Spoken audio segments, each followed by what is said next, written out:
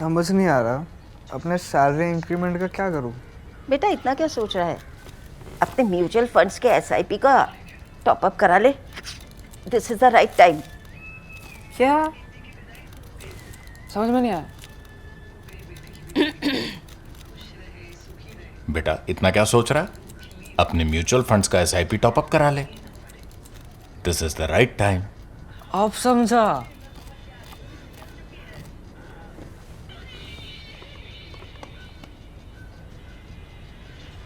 Mutual fund investments are subject to market risks. Read all scheme-related documents carefully. Welcome to the Worldview with Swasti. Today we'll take a break from the ongoing crisis in the Middle East and visit Europe, where strongman Viktor Orbán of Hungary has lost to Peter Magyar after 16 years in power. Now, this is no ordinary election, as Viktor Orbán had been endorsed by Russia, China, and most importantly by Donald Trump. In fact, days before the voting on 12th of April, Mr. JD Vance went to Budapest and made pleas to the Hungarian people to vote for Orbán. But the result was devastating. And Vance's visit landed in a much larger landslide for Peter Magyar, giving him a rare supermajority of 138 seats.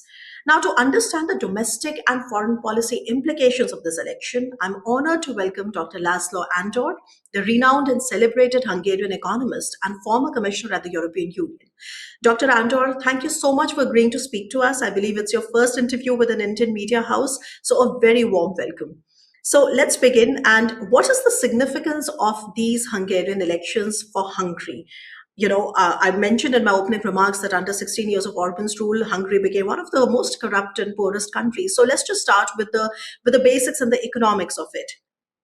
Well, first of all, thank you very much for having me.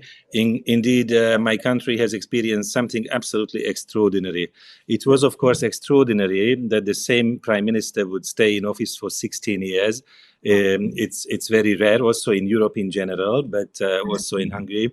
And a lot of people thought that it's just impossible to replace him because he reorganized the state. He built all different types of distortions into the electoral system, which made life very hard for the opposition.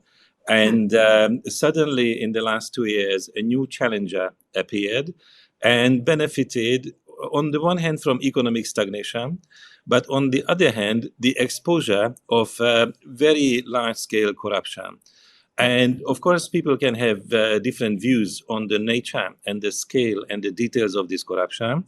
But what is very important is that the European Union, of which Hungary has been a member since 2004, suspended investment funds in 2022 exactly because of the lack of transparency and the lack of accountability. So this was a game changer. It fueled the discontent and the opposition to Mr. Orbán, and the challenger, Mr. Peter Magyar, he managed to turn this election into a kind of referendum on Mr. Orbán, whether people want him to stay or whether people want him to go. And those unhappy with the stagnation, the corruption, plus a few other issues, like his very cordial relations with Russian President Putin, went out to vote in very large numbers. We had a record high participation, and that landslide resulted in this supermajority for Peter Magyar, who is going to be soon the new Prime Minister of Hungary. Right. It is quite fascinating, actually, Dr. Andor. But just help me understand one more thing, because we also had a bit of a discussion here in the Indian media about the importance of this election, and I think a lot of people somewhere want to understand better how this particular election is a kind of a contest between, let's say, center right versus right and versus the far right. So this is not a classic left versus right election. So also help us understand the ideological orientation of the power holders there and the stakeholders here. Well, indeed, the new Hungarian parliament will be composed of center-right, far-right, and extreme-right forces. Mm-hmm. And this is absolutely unusual in the European Union. Most of the European countries have a center-left and a center-right. The liberals in between, sometimes quite influential. But honestly, I think Orban was very successful in dividing and destroying the left and the centrist opposition. And parties which 10, 15 years ago could have been able to mount a challenge, diminished in their support, remained divided. Some of them carried with them toxic politicians from the past, and probably also on the side of Orban and his party Fidesz, there was complacency that this divided and scattered opposition will never manage. They can do whatever they like, and this popular movement was needed. That the leader, the challenger, to go every single town and village in 2 years in order to bring out the emotions and then the votes against Mr. Orban. Right. I'm glad you mentioned that because, frankly, one has to understand how 16 years of rule sort of landed Hungary where it had landed. And before I go forward and ask you more details on, whether this was simply an anti-incumbency factor working for Magyar, or whether it was more got to do with the fact that, Hungarians were quite fed up of their own economic troubles and the corruption. And next door is Poland, right? That became the fastest growing economy in the EU and recently joined the $1 trillion GDP club as well. So I would like to ask you a little bit more about, the economics of it, because you are a celebrated economist yourself. But just one thing, do you think, I want to ask you a little bit about the JD Vance factor. I mean, it was quite interesting to see how Mr. JD Vance made a last minute visit and made these desperate pleas, and none of that worked. Why do you think, and where do you think, the American side was not able to understand who to support? Well, it's not only that Vice President JD Vance visited Budapest just a few days before the elections, but there was in March a big CPAC conference also held in Budapest. And when Fidesz, the ruling party, had its Congress, there were a lot of messages from right-wing leaders, sometimes typically the far-right leaders in the European Union, Le Pen, Salvini, Alice Weidel from Germany, and it could have given an impression that it's Orban who has so many friends in Europe and in the world, including Donald Trump, and the other person is not really recognized internationally. Now, I think Hungarians understood in decisive numbers that while these far-right personalities can be interesting, but they do not connect with the everyday concerns of the Hungarians. The everyday concern of the Hungarian is how the transport system is running, whether my children can go into decent schools. If I'm sick, does the health system heal me, or is there a kind of health service on which I can rely if I'm young or if I'm old? And Hungary also has now the highest unemployment in 10 years. As a result of this stagnation and economic mismanagement. So yes, Mr. Vance came. He spoke about the merits of Mr. Orban in dealing with immigration. But honestly, immigration is not a top concern for the Hungarians. Very few people want to immigrate to Hungary. Actually, a lot of people want to emigrate. And Hungary has been experiencing a population decline, partly because of so much emigration, especially of the young people from our country. So the young people's And where are outcry. these young people going, Dr. Andor? Would you help us understand? Where are these young people actually heading to? The youth Well, of if it's about work, they mainly go to Germany, Austria, and previously the United Kingdom, while the United Kingdom was an EU member. If they want to study, which young people for university would like to, they start with Vienna, and every university west of Vienna had an increasing number of Hungarians because the youngsters started to distrust the Hungarian school system, including the universities. Right. And here I have to ask you a little bit about China, because we did see that, of course, the fact that under Orban, Hungary had become a bit of an outlier, both within the EU and NATO. And I have a question for you on Ukraine later with respect to, Viktor Orban blocking all the aid for Ukraine, etc. But first, I have to ask you this question about China, because one thing that we, of course, noticed from India is that China had a special relationship with Hungary, called it a golden voyage relationship, etc. Now, all those investments, what is the state of that? I mean, that did not particularly help Hungary, tackle its economic problems and challenges. What is your view on that? Yes, Mr. Orban's relations with China have been special, but not very special. He was not the only prime minister who visited China and highest level contacts. It was also the chancellors of Germany, Scholz and Merz. Keir Starmer recently visited China, Sanchez, Meloni, all the important people of European governments visited China because of the understanding that we are headed towards multipolarity. China is a very important player in economics, but increasingly in other spheres as well. But for Hungary, why did China matter a little bit more? I think it is because Orban understood that if his behavior doesn't change, and it didn't, then he will need investment from elsewhere. And he has been betting on some types of Chinese investment, which might have been interesting or constructive on one side, but there were also controversies. For example, if China builds an automotive factory to produce electric cars, I think that's probably positive. But Orban also opened the door to an oversized sector of producing batteries. Hungary is now producing, Hungary has a capacity to produce so many batteries. Certainly, Hungarian industry doesn't need that. And because of the environmental effect, because of the social effect, this was not necessarily welcome by the population in general, but also the towns where these battery factories were going. So this indeed was seen as controversial, and so was the Budapest-Belgrade Railway, which has been indeed a big Chinese investment. And a lot of people were really, really doubtful whether this is the most important investment in infrastructure which Hungary would need. Right. No, I'm glad you clarified with all these details about the Belgrade, railway as well. I have to ask you a little bit about how do you see the politics of Hungary changing its course on relations with Europe. And I think here one of the core things is getting all the anti-corruption laws in place, perhaps also giving media freedom. But there's also a question of Ukraine, isn't it? How do you see that changing under Peter Magyar?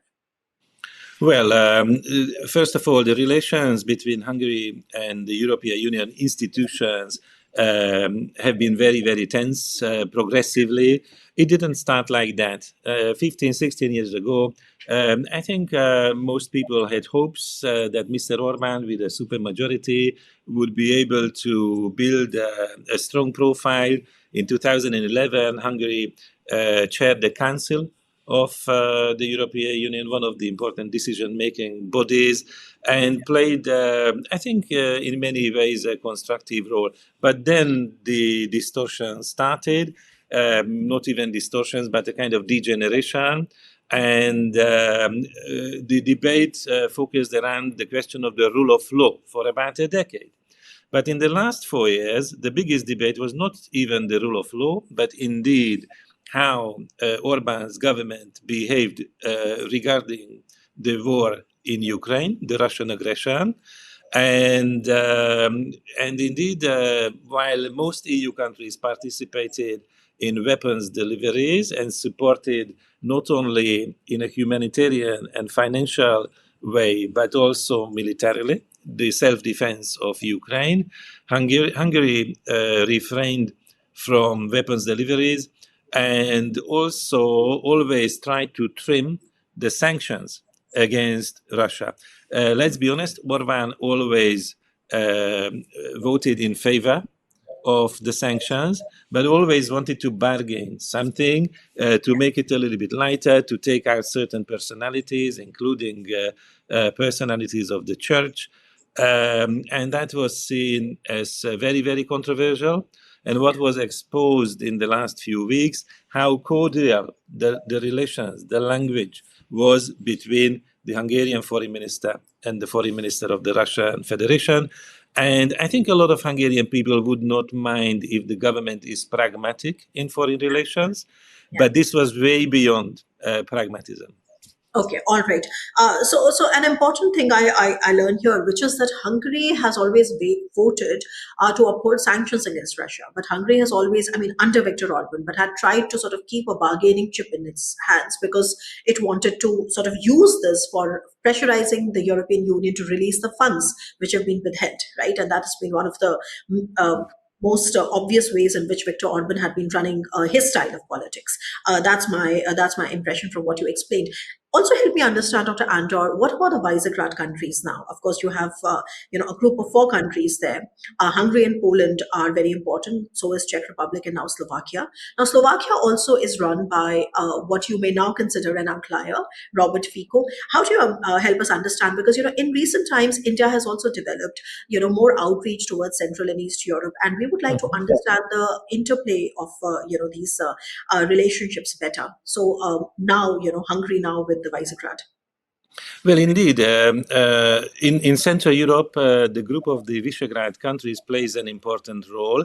It started 35 years ago as 3 countries, and after the breakup of Czechoslovakia, it became Czechia and Slovakia, and of course Poland and Hungary play an important part. And this, I think, is a good framework to represent the shared interests of the Central European countries. It was important when it was still European integration on the agenda, but ever since, this is a kind of cooperation framework. But on many issues, the countries, the governments may disagree. And indeed, there was a moment when Hungary was an outlier regarding foreign policy. But now Czechia also has a prime minister, Mr. Babiš, who belongs to the so-called patriotic group in the European politics and the European Parliament.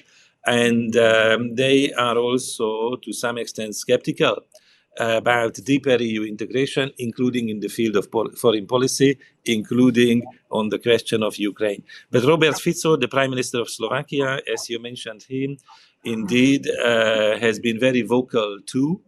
But Hungary and Slovakia has a very specific situation because they continue to receive Russian oil and gas through a pipeline which comes through Ukraine. So Hungary and Slovakia has this specific geo-economic concern, and sometimes this explains why they behave somewhat differently than many other countries. Right. And of course, I have to, ask you, Dr. Andor, about in your opinion, what are going to be the top economic priorities for the, Peter Magyar government, as well as the top foreign policy priorities. Of course, in foreign policy, we know that he already spoke to, I think, Warsaw. His first visit is going to be to Poland and next to Vienna and then to, I think, Brussels. But yes, that is something that we are tracking. But the internal side, please help us understand what are the priorities for the Magyar government now. Yes, I think, of course, there is a top issue, which is a constitutional question, to have a kind of state reform to restore transparency and accountability and checks and balances in the structure of the government. This is very important. But from the point of view of the economics, I would highlight one short-term and one long-term objective. The short-term is to unlock the EU funds, to implement enough reforms that unlocks the EU funds, and then investment can restart. And that would spread out the prosperity in our country. In the long run. Could you also tell the viewers how much is that EU fund that we keep referring to? Because I believe it's a very handsome amount, but could you also help us understand how much money is there? Exactly. I think altogether we can speak well above 10 billion euros, maybe in the range of 17. So this is really a massive amount if you add up different types of funds, recovery fund, but also the cohesion funds, which matter a lot from the point of view of infrastructure development, but also business development and social investment in our country. In the long run, I think the new government will try to implement a currency reform, maybe not within 4 years, but shortly after, to introduce the euro. I think most Hungarians also would like to have the euro as our currency, because the European Union is also a monetary union, but not all countries have yet joined. And I think many Hungarians, especially when there is a financial turbulence, a little bit more inflation than the normal, believe that it would be good to have the euro. Businesses definitely would like to have the euro. So maybe in 4 years, the conditions can be created, and then afterwards, transition could be made. Right. A little question on the foreign policy part in here. How do you think Peter Magyar is going to, handle the question of Russia? I mean, I've been noticing his statements, and I think he's been coming out with very pragmatic statements, conceding to the fact that yes, there is a geography, and Russia is going to be a neighbor. But how do you look at it? Is it going to be a pragmatism? Is it going to be a U-turn? Where do you think this is going? I think there's going to be an adjustment. I think we have to distinguish between the politics and the economics. I believe on the economics, Mr. Peter Magyar would like to be a pragmatist and put foreign trade and international relations in economics on a professional and rational ground. I don't expect him to be particularly friendly or forthcoming, politically speaking, towards the president of Russia, although I would not rule out that once we go beyond this war, and that this war in Ukraine will end at some point, he would work for a kind of new type of cooperation, not least because some of the big companies of Hungary, the energy company MOL, our largest retail bank OTP, and our largest pharmaceutical company Richter, they all have important relations, investments, and opportunities in the Eastern markets. And for Peter Magyar, Central Europe is very important. That explains his commitment to visit Warsaw and Vienna very quickly, and also deepen the possibilities to represent a Central European interest. Maybe on some issues he's also a nationalist, like Mr. Orban, but I read his speeches as a commitment to Central Europe, not only as a neighborhood, a sub-region which could cooperate better, but also as a sub-region which would need to represent its interest much better, like the Nordic countries represent their interest, the Benelux countries represent their interest, the Central Europeans could also represent their interest somewhat better in the European Union. Right. And I have to ask you my last question, which is going to be in the United States again, because do you see any possibility that the Donald Trump administration would, sort of recalibrate and now endorse, Peter Magyar, because end of the day, he's also representing almost the same conservative values? Well, I think Hungary remains important for the United States, and the United States remains important for Hungary. And there are many ties, whether it is investment, cultural relations. There is a significant Hungarian diaspora also in the United States. So it's just impossible to conceive any kind of separation. The nature of this cooperation is going to be different. Because Mr. Orban was working pretty much with the right wing of the Republican Party, the economic nationalists, and the MAGA people. He was very much in the mindset of making Hungary great again, just like Donald Trump tries in his own way not very successfully, make Yeah. America great again. So there will be a refocusing, a recalibration of this cooperation, I would even say friendship. I have no doubts that the new foreign minister, Miss Anita Orban, who has no relations with the outgoing prime minister, except that she was his ambassador some years ago. So I think for foreign policy, Central Europe, the European integration, but also the transatlantic ties will remain very important, if not a priority. Well, thank you. On that note, I have to thank you, Dr. Laszlo Andor, for giving us a 360-degree view of, the new government in Hungary, which is going to be very, very, I would say, consequential, not just for Europe, but also for the larger, idea of European security, the question of Russia, China, and also United States.